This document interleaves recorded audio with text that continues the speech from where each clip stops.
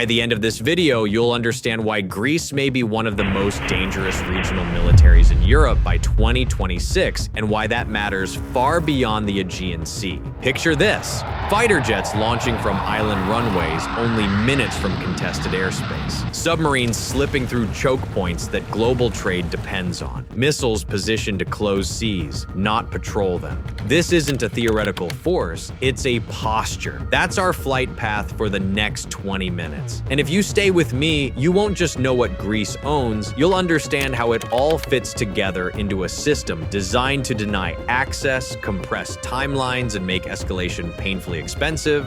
Quick question before we dive in. Right now, today, which NATO country controls more strategic terrain per square kilometer than almost any other? Drop your guess below. Because by the time Greece's island network, air force, and undersea posture fully snap together, you may want to change your answer.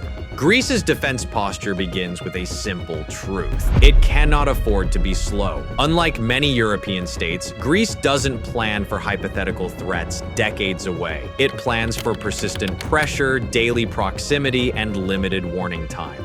Geography makes that unavoidable. Greece sits at the junction of three volatile spaces: the Eastern Mediterranean, the Balkans, the gateway between Europe, the Middle East, and the Black Sea. And unlike countries protected by depth, Greece is defined by exposure: islands within minutes of foreign airspace, sea lanes narrow enough to bottle fleets, terrain that rewards whoever prepares first. So, Greece built a military around three pillars: forward presence, rapid reaction, denial over dominance. This isn't about power projection for prestige. It's about making aggression expensive before it becomes dramatic. And the psychology matters. Greek forces train assuming airspace violations happen without warning, naval pressure is constant, crises don't escalate cleanly, they blur. Every scramble, every island exercise, every live fire drill sends the same message. If pressure builds, Greece doesn't need time to wake up. It's already awake. Greece doesn't have the largest economy in Europe, but what it does have is one of NATO's most consistent defense spending records. For years, even during debt crises, Greece maintained defense spending at or near 2% of GDP, often exceeding it. By the mid-2020s, spending levels remain among the highest in the alliance relative to national output. That consistency matters more than raw totals, because Greece didn't chase everything. It chased what fits its geography. Instead of bloated ground forces, it invested in air superiority and interception, naval denial and undersea warfare, missile systems that control space without occupying it. When Greece buys a system, it's not because it looks impressive on a parade route, it's because it closes a gap on a map. You can call that cautious, planners call it lethal. So we've talked money, we've talked posture, now let's see what actually launches when the alarm sounds. Starting in the air.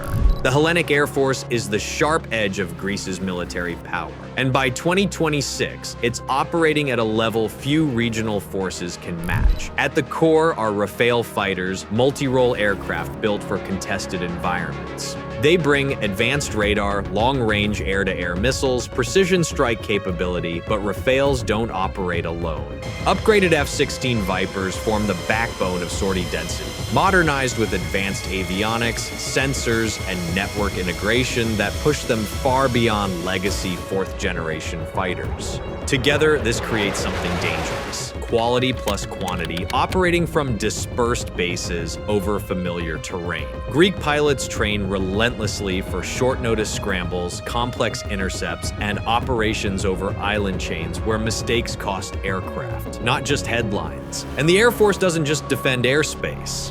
It shapes it. Early detection, rapid identification, immediate presence. In a region where minutes matter, Greece has built an air arm designed to act inside those minutes, not after them. But air power doesn't live alone. It needs something beneath it, and that's where Greece becomes truly uncomfortable to plan against. Air power sets the tempo, but in Greece's case, the sea decides whether pressure can even be applied in the first place. And by 2026, Greece has built one of the most denial-focused naval postures in Europe, not to dominate oceans, but to make movement painful. This matters because the Aegean isn't open water. It's narrow, cluttered, filled with islands, channels, and choke points where distance collapses and detection windows shrink. For navies that rely on freedom of movement, this is bad terrain. For Greece, it's home field advantage. The Hellenic Navy isn't designed to impress at fleet reviews. It's designed to control behavior. By 2026, its structure reflects one priority above all others: deny access without escalating first. At the surface level, Greece operates modern frigates optimized for air defense, anti-submarine warfare, networked operations with air and missile forces. The newer generation of surface combatants isn't about chasing carriers across oceans. It's about holding specific waters at risk continuously. But surface ships are only half the story, because Greece's real leverage lives below the surface. Greece operates one of the most capable conventional submarine forces in the Mediterranean. Its fleet of Type 214 submarines, equipped with air-independent propulsion, are designed to stay submerged for extended periods, operate quietly, and exploit shallow, acoustically complex waters. That matters in the Aegean, because this isn't deep ocean submarine chess. It's close range, high stakes stalking where geography amplifies skill. A well-positioned submarine doesn't need to fire to shape behavior. It only needs to exist. Every naval planner operating near Greek waters has to assume they're being tracked, they may already be inside a firing envelope, movement is being logged, compared, and anticipated. That uncertainty slows everything down. And slowing tempo is the point. Here's the part casual observers miss. Greece doesn't need a massive fleet to matter. It sits astride key Aegean passages, routes linking the Black Sea to the Eastern Mediterranean, sea lanes connecting southern Europe to the Middle East. In these environments, control isn't about numbers. It's about positioning. Missile-armed surface combatants, submarines in predictable transit corridors, air cover from nearby islands. All of it compresses space. And when space compresses, reaction time disappears. This turns even routine deployments into planning problems. Because moving forces through Greek-adjacent waters isn't just navigation, it's escalation management. Unlike most navies, Greece doesn't rely solely on ships to shape maritime space. It relies on land. Greek islands act as forward radar sites, air bases, missile positions, logistics nodes. They extend detection, shorten response, and complicate targeting. You can't sail around terrain that's everywhere. This creates layered denial. Air surveillance feeds naval awareness. Naval movement cues air response. Missiles don't need to chase fleets, they wait. And that makes pressure campaigns inefficient. Because inefficiency is deadly for strategies built on gradual escalation. By 2026, the Aegean doesn't behave like permissive water. It behaves like managed terrain. Ships move slower, submarines take fewer risks, exercises become statements. Nothing explodes. Nothing dramatic happens. But presence stops being casual. And that's the real shift. Because naval power isn't about who fires first. It's about who forces the other side to think twice, every time. Greece doesn't need to close the sea. It only needs to make it expensive to use casually. And once the sea stops being comfortable, everything else starts to feel tighter too. Because pressure doesn't stay at sea. It moves upward, into the air, into decision timelines, into escalation control. And that's where Greece's posture becomes far more than regional. Navies deny movement, air forces set tempo. But in Greece's case, land power is what locks everything in place. Because by 2026, Greece's ground forces aren't built for sweeping offensives or deep continental campaigns. They're built for something more specific and far more uncomfortable for any adversary, making distance irrelevant. The Hellenic army doesn't look like a classic maneuver force on paper. It looks fragmented, dispersed, island-heavy. That's not a weakness, that's the design.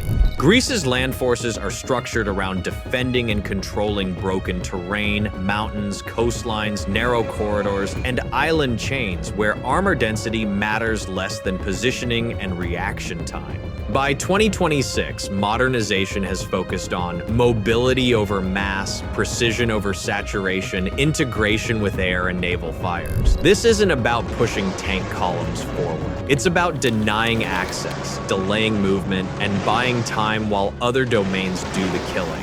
Greece still fields heavy armor, including upgraded main battle tanks, but it doesn't rely on them everywhere. Instead, armor is positioned where it matters. Defensive corridors, reinforcement routes, key terrain near population, and logistics hubs. Mechanized units are designed to hold ground under air and missile cover, counter limited landings or penetrations, survive under drone and precision fire conditions. Lessons from Ukraine matter here. Greek doctrine increasingly assumes persistent ISR overhead, precision fires shaping the fight early, survival depending on dispersion, movement, and camouflage. Armor isn't gone. It's used deliberately, not wastefully. Here's where Greece's land power becomes strategic.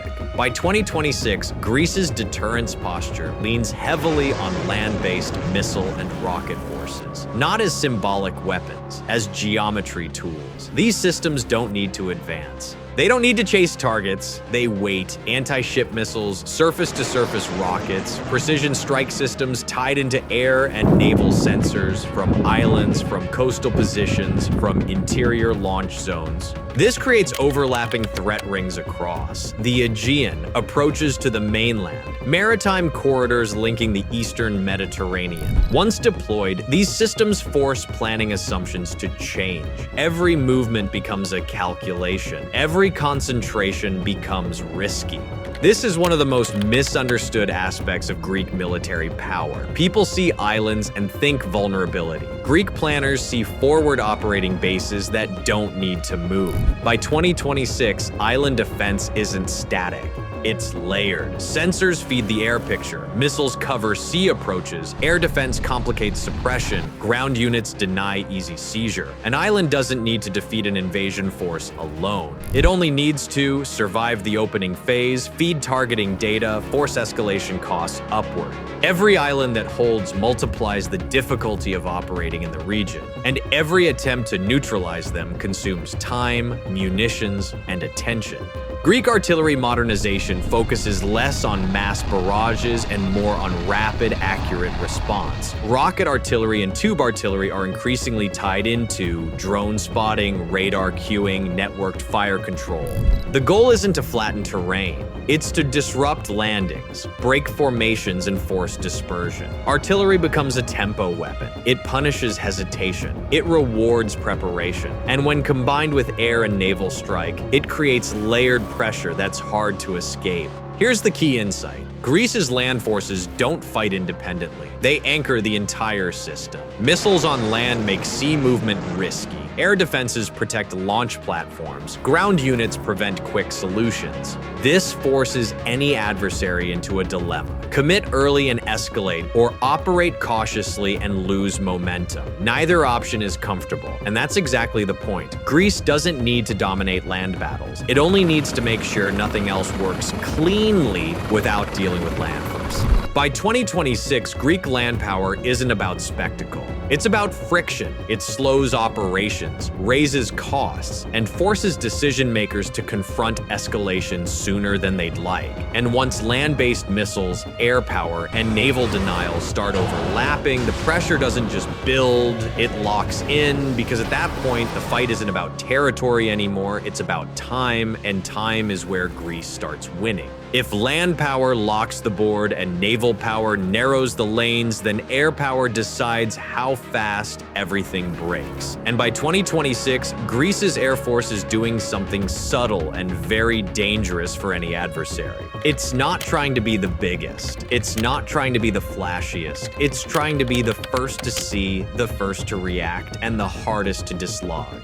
Greek air doctrine is obsessed with one window of time: the opening phase. Because in the Aegean and Eastern Mediterranean, wars don't start with gradual buildup. They start with saturation, surprise, attempts to overwhelm airfields and command nodes. So Greece's Air Force is built around a simple goal: survive the opening storm, then flip the tempo. By 2026, the Hellenic Air Force has shifted decisively towards survivability, networked operations, and rapid regeneration. This is not a peacetime Air Force, it's a stress-tested one. Greece doesn't chase raw numbers in the air, it chases matchups. By 2026, the fighter fleet is structured around modernized 4.5 generation aircraft, advanced sensors and data links, long-range precision weapons. This matters because air combat in this region isn't about dogfights. It's about who sees first, who shoots first, who can disengage and re-engage faster. Greek pilots train heavily for beyond visual range combat, joint operations with naval and ground forces, and high-tempo sortie generation. Aircraft aren't treated as individual platforms. They're treated as nodes in a wider targeting web. Air power without awareness is just noise. By 2026, Greece's Air Force benefits from a densely layered sensor environment. Ground radars, airborne early warning, naval sensor feeds, all fused into a shared picture. This matters because in contested airspace, confusion kills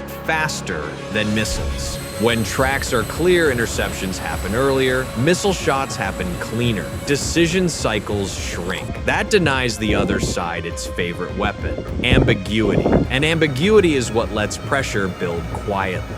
Greek air defense doesn't exist to create highlight reels. It exists to shape behavior. By 2026, Greece operates layered air defense systems designed to deny easy penetration, protect key bases and infrastructure, force aircraft to fly higher, farther, and more predictably. Air defenses don't need to fire to matter. They just need to be credible. Once that credibility exists, strike packages require escorts, routes narrow, timing becomes constrained. Every extra constraint slows operations, and slow operations lose wars. Air power is where escalation shows first. Missiles, scrambles, strikes. When airspace becomes crowded and dangerous, political pressure rises. Decisions come faster. Mistakes cost more. By 2026, Greece doesn't need to dominate the skies completely. It only needs to make sure no one else does. Because once airspace is denied, everything else slows down. Naval movements hesitate, land operations pause, diplomacy accelerates, and that's when deterrence actually works.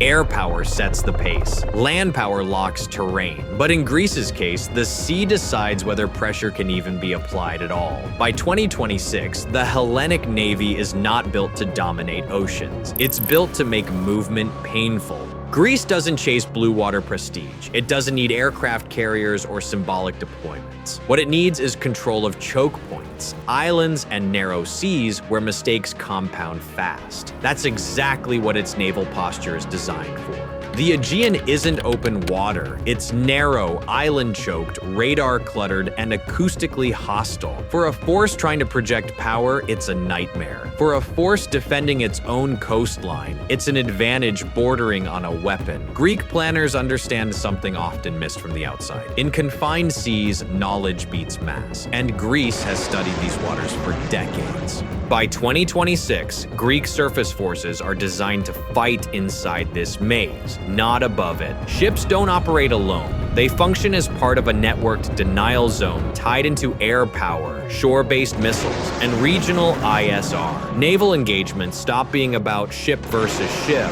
and start becoming about whether a task force can even enter the space safely. Every approach route is watched. Every pause creates vulnerability. That's the point. And here's what most people miss. Greece's navy isn't built for short, dramatic clashes.